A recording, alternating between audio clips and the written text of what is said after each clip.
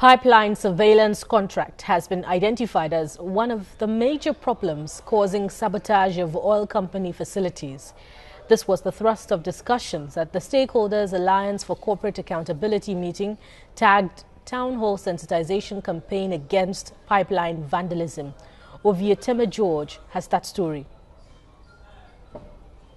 The Group Managing Director of the Nigerian National Petroleum Corporation, Meikanti Baru, says the country lost about 700,000 barrels per day of crude oil to pipeline vandalism in 2016.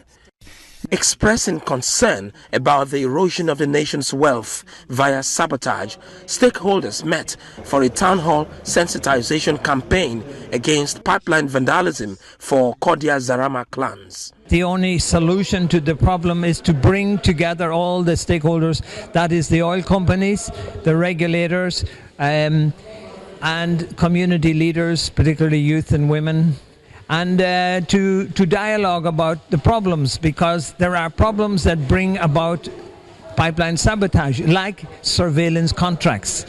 We should make sure that one will help to keep our environment green. The more they engage in pipeline vandalism, the more we endanger the environment. Certain cancer diseases that affect the lungs, the liver. Then also it's also shocking to note that toxins that are released from this pipeline vandalization chemicals, so the crude oil, could affect the fertility of these men. It affects the sperm. At the end of the day, they are not able to reproduce their kind. Speakers at the sensitization campaign hold firm to the opinion that Nigeria and the oil companies always lose much to pipeline vandalism, but the people and the immediate environment tend to suffer more. If they choose not to vandalize, they are choosing life. If they vandalize, they are choosing death. No matter what the initial and interim monetary gains are.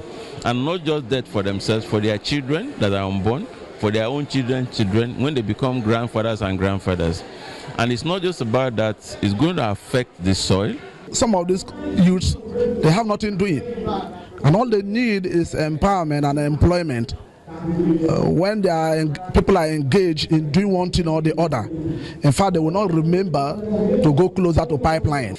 They should look for things that they can do to bring up who they are, and not what the environment pretend them to do or push them to do, because that gain will not last forever. The Stakeholders Alliance for Corporate Accountability is hopeful that something good will come out of the meeting. We've talked together and we are hoping that people will act responsibly, that we will find solutions to our problems, and so that people will not go and destroy pipelines, which in turn destroy themselves and their own health and their communities.